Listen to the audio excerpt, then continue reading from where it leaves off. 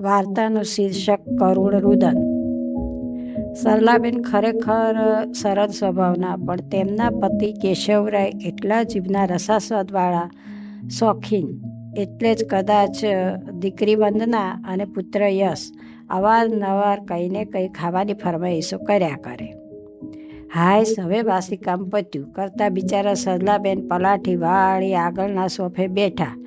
2 room રસોડાનું જ ઘર, પણ હવે તો જાણે કામ કરવાનું હતું જાતે, અને થતુંય નહીં એટલે ઘણું મોટું લાગતું. અરે, હજી તે ચા નથી બનાવી? ગામમાં આટો મારી પતિદેવ પાછા પણ પધારી ગયા. જુઓ, એકવાર સવારની ચા મેં બનાવી દીધી હતી અને નાસ્તોય સારો એવો કરાવી દીધો હતો.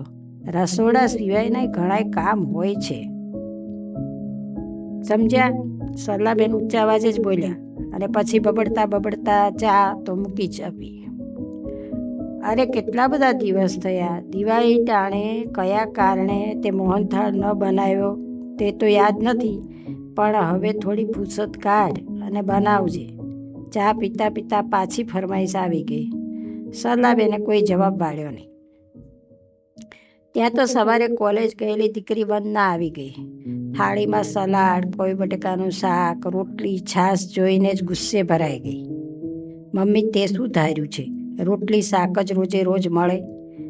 તેણે જાણે સરલાબેન ઉપર ઉપકાર કરતી હોય તેમ એક રોટલી ને શાક જ ખાધા, પછી અંદરના રૂમમાં જતી રહી.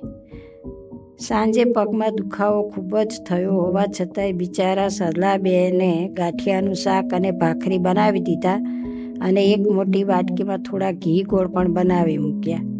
એક મોટી ડુંગળી સુધારી નાખી. બધાય અત્યારે ચૂપચાપ જમ્યા અને સૂઈ ગયા. પણ જ્યારે સરલાબેન પથારી સરખી કરતા હતા કે દીકરો યશ બોલી પડ્યો, મમ્મી, હવે ક્યારેક પૂરણપોળી બનાવી નાખજે.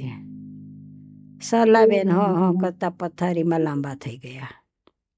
પગના દુખાવાની પીડા તો હતી જ, હવે તેમાં મનની પીડા ભળી ગઈ. પતિ હમણાં જ રિટાયર્ડ થયા હતા.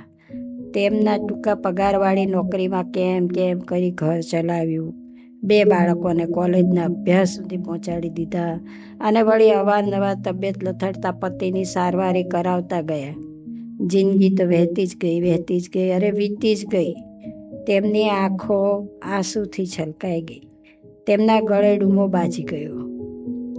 પતિ કે બાળકો ત્રણેયને મન હવે તે નોકરાણીથી વિશેષ કંઈ નથી રહ્યા.